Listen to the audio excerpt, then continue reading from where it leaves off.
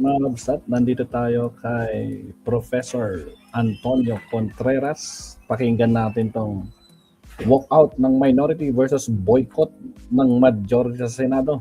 Sige, let's do this. Magandang umaga po sa ating lahat. Araw po ngayon ng Miyerkules. Andito naman po si Professor Tonton Contreras sa isa na naman edisyon ng Usapang Politika dito sa Facebook. Live para sa mga friends ko, syempre. At doon naman sa mga followers ko sa Facebook at doon sa mga loyal ko ng mga subscribers sa YouTube. Kayo po ay syempre Team Replay. Pero sabi ko nga, hindi ako magsasawa na magpapasalamat sa inyo kasi kayo yun ba? Natutulang yung nanonood ng live ko sa Facebook, ilan lang yan, di mo pa, wala pang minsan 100. Pero ang nagpapadami po ng nanonood, not that I mind, but ang bulk, more than 99% ng nanonood po nito ay sa Team Replay sa YouTube, pati sa Facebook, Team Replay. Mga Team Replay na kahit hindi live ay nag-aabang pag may oras manonood. Sabi nga nung isa, lumalapit sa akin kahit daw siya pag nagda-drive daw siya, ang kanyang pinapakinggan yung aking YouTube live na hindi na live. Pag-usapan natin dito nangyari sa Senado kasi noong Lunes, 'di ba, nagkaroon na ng arrest warrant sa kasong plunder si Senator Jinggoy Estrada. Yung naunang arrest warrant sa kanya, yung graft, yun ay available, pero itong plunder hindi na available. So, na-arrest siya nung Lunes at may nangyari sa Senado. Ang majority ng Senado ay hindi sumipot ng Lunes. Ang nakita lang natin yung 11 minority senators. At inulit na naman nila yan kahapon. Hindi ko alam. Mamaya may session ng Senado. Hindi natin alam kung hindi na naman sila mag-appear. So, malinaw na sila ay nag-boycott ng sesyon. At may mga dahilan na sinasabi na ngayon si Senator Alan Peter Cayetano, di ba? Na parang lumalabas, kasi tayo ang nakita natin, di ba, na visual, hinuli, inaresta si Senator Jinggoy. So parang statement of sympathy. Nagalit na protesta yung majority. At nagpalabas pa nga ng statement si Cayetano na parang nananawagan siya sa minority na sumama sa boycott. Napatahimikin, go silent ang Senado. Ang basa ko doon ay talagang call for a boycott or for a strike, for the lack of a better word. Gustong mag-strike ng Senado in protest sa paghuli ng isa sa kanila. At ang lumalabas ay huwag nilang hayaan na panghimasukan ng independence ng Senado. Na para bang hinuli lang si Jinggoy yung independence nyo ang inaatake. As if walang dahilan yung paghuhuli. Doon ako medyo parang teka muna, hindi siya hinuli ng basta-basta.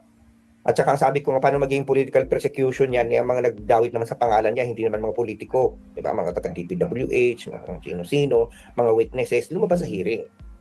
So, but precisely, there's a basis for this, Hindi mo pwedeng basta-basta ma-orderan ng ombudsman, Ombudsman is an independent body.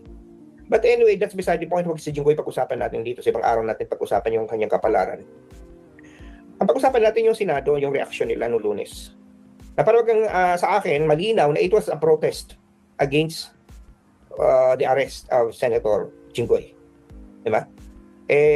Nagtantrum. May iyakan pang nangyari. Si Camille Villar, si Amy Marcos, maluha-luha. Si Marcoleta ay talaga namang parang inaalalayan niya sa balikat si Jinggoy. Hindi natin inaalis na magkaroon sila ng simpatya sa kasama nila sa Arroyo Mayorga. Ngayon, nitong Lunes, ganyan na nangyari. Martes, andun na naman yung 11 minority senators, hindi na naman sila sumipot. Ngayon, iba naman ang tune ng sinasabi ngayon ni Alan Peter Cayetano. Na parang it's a maneuver. Alam mo, nuknukan na sinungaling talaga itong senador na to. I'm sorry. If you still believe in him, I don't know, there's a problem with you. Nako po. Kasi nag-iba Ngayon ang sinasabi niya, yun daw ay move ng majority para hindi ma-derail ang hearing ng Blue Ribbon Committee. Paano ma-derail ang Blue Ribbon Committee with their mere attendance? Well, I guess, kasi natatakot siya na baka mapalitan sila at magkaroon ng bagong majority. That's what I feel.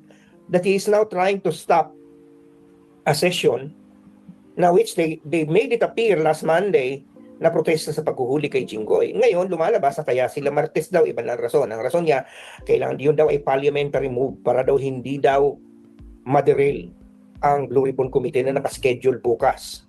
Ang Blue Ribbon Committee hearing, tuloy yun Pero para lang hindi matuloy yun, kailangan magpalit ng mga committee at magpalit ng Senate President. So siguro yun ang kanyang iniiwasan na baka pag mag-convene ay magkaroon ng motion to vacate the chair, di ba?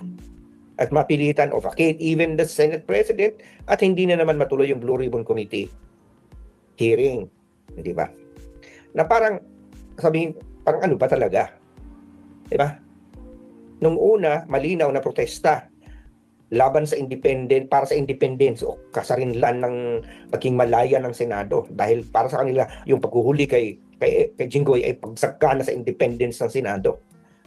Kahapon, iba na ang kwento.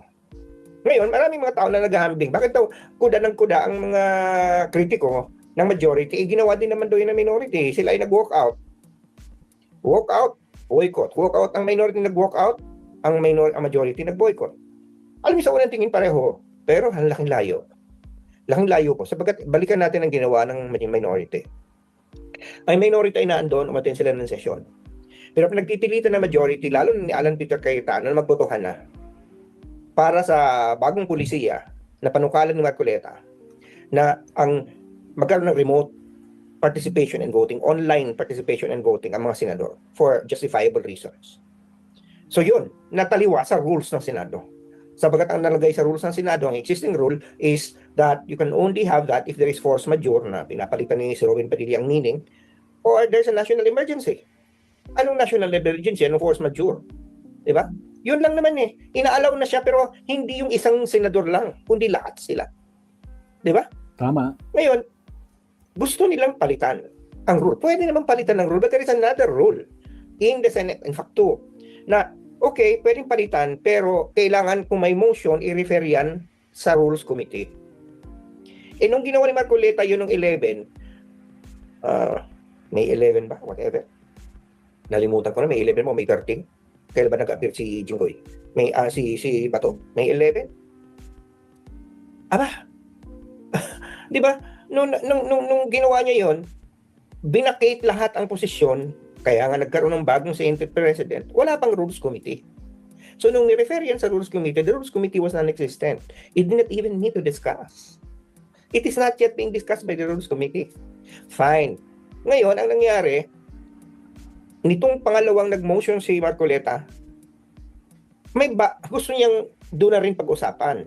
Pero may another rule ang Senado na pwede mong, ang isang miyembro pwede mag-file ng motion to change the rule, but it has to wait for another day for it to be taken up. Hindi pwedeng doon the same day. Ngayon, ang ina-argue nila, yan ay motion yan, yung motion ni Marcoleta, no? Pero hindi pwede kasi yung motion na yun ay na-refer na sa Rules Committee. Para may report back yan, kailangan mismo ang Rules Committee ang magsasabi na nire-report na nila yung kanilang pinag-aralan, which did not happen because the Rules Committee is not yet constituted. So itong motion na ito ni Marcoleta is a new motion and therefore should wait another day to be debated. Pero itong si Senate President Pete Cayetano, ewan ko kung bakit nagmamadali. Gusto niya i-audict na rin din pagbotohan na. Let's divide the Although may house. sinasabi niya, ang pagbobotohan lang naman kung i-entertain. Pero sabi ko, ano bang klaseng motion yun na kung i-entertain? The rule is very clear. When there is a motion, you entertain it the next day. Ganun lang naman, pagbobotohan nyo na i-entertain nyo ngayon. Di ba? Malinaw na pinapalitin lang ang rule. And it's very obvious because they just want Bato de la Rosa and perhaps they're anticipating that the other people, which was correctly pointed out yata by Tulfo, na may mga mahuhuli katulad nito ni Jinggoy na nahuli nga nung Lunes. Diba? Kahapon. So, anong ginawa ng minority? Ang ginawa ng minority, dahil pinagpipilitan, they just walked out to deprive the majority of the quorum to proceed with their violation of the rules of the Senate. So, yun na iba yun. It is a defense of the rules of the Senate. Itong pag-boycott ng mga senador sa majority, anong rule, anong dinidepensahan dito? Independence ng Senado? Anong independence sa pinag-uusapan natin dito? Hinuli lang si Jinggoy, independence sa Senadong inatake. For what reason? Doon ako napipigay. Parang porket ang Senado ay Senado, kailangan ng hindi hulihin ang mga krimen na ginawa. Kailangan huwag nang usigin dahil mga senador sila. Ano kayo? Hilo. Ang ordinaryong mamamayan. Hindi walang ganyang pribilehyo. Yung mga namatay sa war on drugs, yung mga natokhang, yung mga binaril, nanlaban daw, yung mga ayon sa autopsy namatay sa heart attack pero may tama ng baril sa ulo. Ano ba yun? Di ba? Hindi nga pinagbigyan na marinig yung mga yun. Kayo gusto nyo, exempted kayo sa rule of law. It's just parang ang hirap isipin eh. Pag pala may mga senador, kahit mga balasubas at balahura, di ba? Pabayaan na lang. Huwag nang hulihin, huwag nang kasuhan. Kasi every time na sila kakasuhan at hulihin, dito sa assault on the independence of the Senate. Yang isang yan. Ang isa pang argumento na hindi ko gusto ay yung fact na pag daw inalis mo ang isang senador, you're depriving the people who voted for them a representation. In the first place, they are the ones who committed the mistake. They are the ones risking the representation, okay, of those who voted for them because of not following the law. Ako okay lang sa akin niya kung ma-represent ang isang kriminal.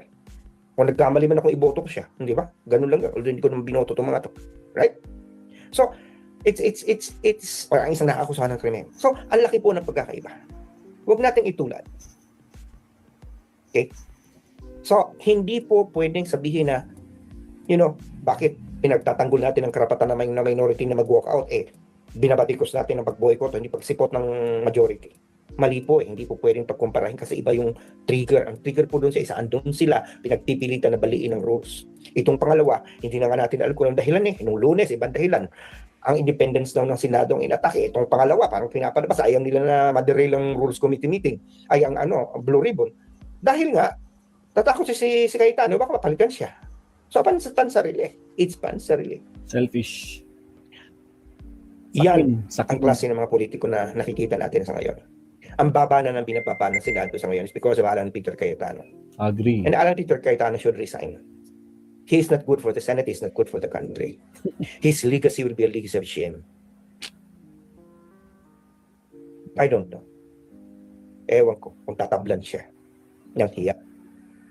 Anyway, siya, sana nakapagturo ko niya kahit si Panaplos ko yung mga puso at napabago ko mga panahon sa buhay, lalo-lalo sa usapang politikal, kahit kunti lang.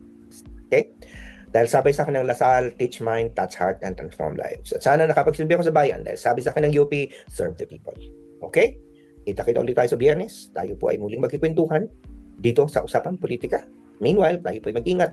Tayo po ay magdala ng mga payong at mga umuulan na. Ingat po. Alright, salamat Professor Antonio Contreras. Actually, real talk yun. Grabe talaga ang binaba ng Senado mula nang hinawakan ni Alan Peter Cayetano. Kaya grabeng kahihiyan. Pambabaspos, no? Grabe talaga. Ay, nako. O sino naniniwala dito na sinungaling itong si SP Cayetano? Press 1 nga sa mga naniniwala.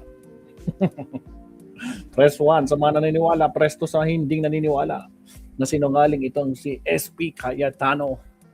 Diyos ko po, Rudy. Awamanan nga talaga. O siya, next topic tayo. Here we go.